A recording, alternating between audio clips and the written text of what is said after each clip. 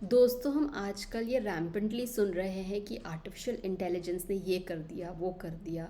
Newspaper, social media, as if artificial intelligence या AI एक तरह का मैजिशियन या जादूगर है जो जादू से कोई भी चीज़ कर सकता है।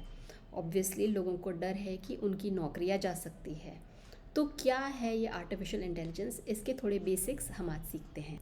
आर्टिफिशियल इंटेलिजेंस कंप्यूटर या कंप्यूटर द्वारा कंट्रोल रोबोट की वो एबिलिटी या क्षमता है जो उसे वो टास्क करवा सकती है जो इंसान कर सकते हैं।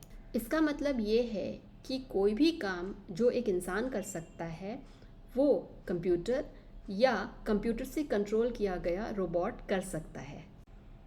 और कॉमन लाइफ में जो एग्जांपल्स है जैसे कि machine learning, cyber security, customer relationship management, internet searches या पर्सनल असिस्टेंट, ये सारे एग्जांपल्स हैं आर्टिफिशियल इंटेलिजेंस के। जॉन मैकार्थी को आर्टिफिशियल इंटेलिजेंस का फादर कहा जाता है।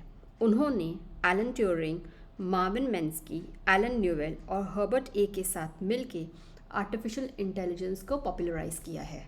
तो ऐसा नहीं है कि आर्टिफिशियल इंटेलिजेंस हम अब सुन रहे हैं। 1954 में डार्टमाउथ में सबसे पहले एआई का यूज़ पाया गया था और हमारे भारत देश में 1960s में प्रोफेसर महाबाला ने नॉलेज बेस्ड कंप्यूटिंग सिस्टम्स का सबसे पहले उपयोग किया था। तो भारत का काफ़ी योगदान रहा है एआई में। AI is basically combining large data sets with intuitive processing algorithm। इसका मतलब ये है कि बहुत सारा डेटा अगर हम जमा करें और उसको प्रोसेस करें तो एक एल्गोरिदम बना सकते हैं जिससे कंप्यूटर या रोबोट अपना डिसीजन ले सकता है।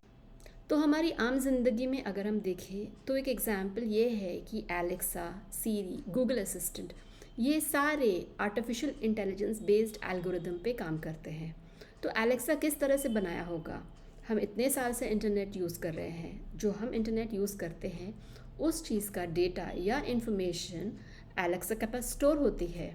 तो उन्होंने ये सारा डेटा कंबाइन करके ये पता किया कि कॉमन लोग क्या कमांड्स देते हैं और उस कमांड के बेसिस पे एक एल्गोरिदम या एक सिस्टम बनाया और एलेक्सा का इजाद हुआ है। हेल्थ केयर सिनेरियो में एआई के काफ़ी सारे एप्लीकेशंस हैं, जैसे कि रेडियो डायग्नोसिस यानी कोई एक्सरे, सीटी या कोई डायग्नोस्टिक टेस्ट पढ़ने के लिए एआई टूल्स का इस्तेमाल हो सकता है। पैथोलॉजी यानी हिस्टोपैथोलॉजी में जो कि टिश्यूज़ होते हैं जो बायोप्सी की जाती है उनको एनालाइज किया जा सकता है। एग्ज़ाम्स में यूनाइटेड स्टेट्स में चैट जीपीटी के द्वारा एग्ज़ाम्स कंडक्ट किए जा सकते हैं। रोबोटिक सर्जरीज़ या नी रिप्लेसमेंट सर्जरीज़, ये सारी चीज़ें एआई असिस्टेड डिवाइसेस के द्वारा यूज़ किए जा सकते हैं। तो एआई के काफ़ी सारे फ़ायदे हो सकते हैं बिकॉज़ ये मशीन ऑपरेटेड है, इसीलिए इसमें गलतियाँ कम होती हैं, इसमें रिस्क कम है और इंसानों की तरह ये थकता नहीं है। 24/7 लगातार ये काम कर सकता है बिकॉज़ ये एक कंप्यूटर बेस्ड एल्गोरिदम है। इसमें डिसीजन मेकिंग फास्ट होती है और ये एक अनबायस्ड डिसीजन देता है क्योंकि इसे कोई फ़र्क नहीं पड़ता ये किसी को जानता नहीं है। और कोई भी रेपिटेटिव टास्क यानी बार बार किए जाने वाला काम आर्टिफिशियल इंटेलिजेंस द्वारा काफ़ी आसानी से किया जा सकता है। हम अक्सर देखते हैं कि डिसीजन मेकिंग में बायस होता है। बायस यानी आप कोई भी एक या दूसरी पार्टी से इन्फ्लुएंस हो जाते हो बिकॉज़ ये एक मशीन बेस्ड एल्गोरिदम है। ये किसी से इन्फ्लुएंस नहीं होता और ये काफ़ी फेयर और अनबायस्ड तरह का डिसीजन देता है। स्टॉक इन्वेस्टमेंट्स के लिए, फ्रॉड डिटेक्शन के लिए और काफ़ी सारी जगह पे आर्टिफिशियल इंटेलिजेंस का एप्लीकेशन यानी इस्तेमाल किया जा सकता। और एआई के ज़रिए अगर आप वीडियो बनाना चाहते हैं तो एनवीडिया के थ्रू ये कर सकते हैं। अगर आप पेंट करना चाहते हैं, पोएम लिखना चाहते हैं, स्टोरी लिखना चाहते हैं, बुक लिखना चाहते हैं, ये सारी चीज़ें आप एआई के द्वारा कर सकते हैं। यानी कि anything that a human being can do, the AI can do that. कि आर्टिफिशियल इंटेलिजेंस के कितने सारे फ़ायदे हैं। ये इंसान पे डिपेंड नहीं करता, ये कॉस्ट कम लेता है, ये इंसान के टैंट्रम्स पे डिपेंड नहीं करता, ये फेयर डिसीजन देता है, स्पेस ऑक्यूपाई नहीं करता और कंटिन्यूसली काम कर सकता है। तो कॉस्ट अगर कम होता है और एफिशिएंसी बढ़ती है तो जाहिर सी बात है कि कोई भी ऑर्गेनाइजेशन एक इंसान को एआई बेस्ड टूल्स के साथ रिप्लेस कर सकता है, लेकिन एआई इम्प्लीमेंट करना इतना आसान नहीं है। बेसिकली एआई एक कॉस्टली चीज़ है, इसे इम्प्लीमेंट करना या इंस्टॉल करने का कॉस्ट बहुत ज़्यादा है। ऑब्वियसली बिकॉज इसके इतने सारे फ़ायदे हैं और बिकॉज ये हर इंसान का काम कर सकता है, तो इससे ये एक बहुत बड़ा नुकसान हो सकता है कि इंसानों के जॉब्स जा सकते हैं। अगर एआई के ज़रिए हम पोएम लिख सकते हैं, वीडियो बना सकते हैं, बुक लिख सकते हैं, स्टॉक इन्वेस्टमेंट्स कर सकते हैं, तो फिर इंसानों की क्या ज़रूरत है।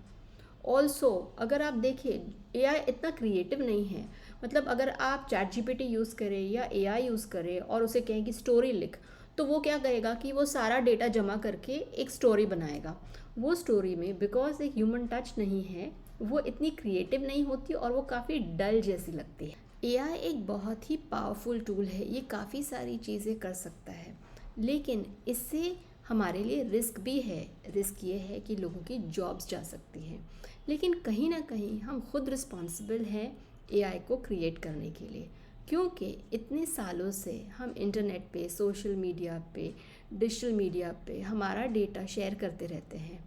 ये ऑपरेटर्स इसी डेटा को लेके एक एल्गोरिदम बनाते हैं, तो कहीं ना कहीं हम खुद रिस्पॉन्सिबल है हमारे पैरों पे कुल्हाड़ी मारने के लिए, और हम दूसरों को दोष नहीं दे सकते अगर इसमें हमारा नुकसान होता है तो। एक्चुअली एआई एक कंट्रोल तरह से यूज़ करना चाहिए, इसीलिए काफ़ी सारी कंट्रीज़ मिल के एक तरह का लेजिस्लेशन बना रहे हैं जिससे लोगों की सेफ्टी और सिक्योरिटी सेफगार्ड हो सके और इसका लोग गलत इस्तेमाल ना कर पाएँ। उम्मीद है आज का एपिसोड आपको पसंद आया होगा। अगर पसंद आया है तो लाइक और सब्सक्राइब ज़रूर कीजिए। Thank you so much for watching.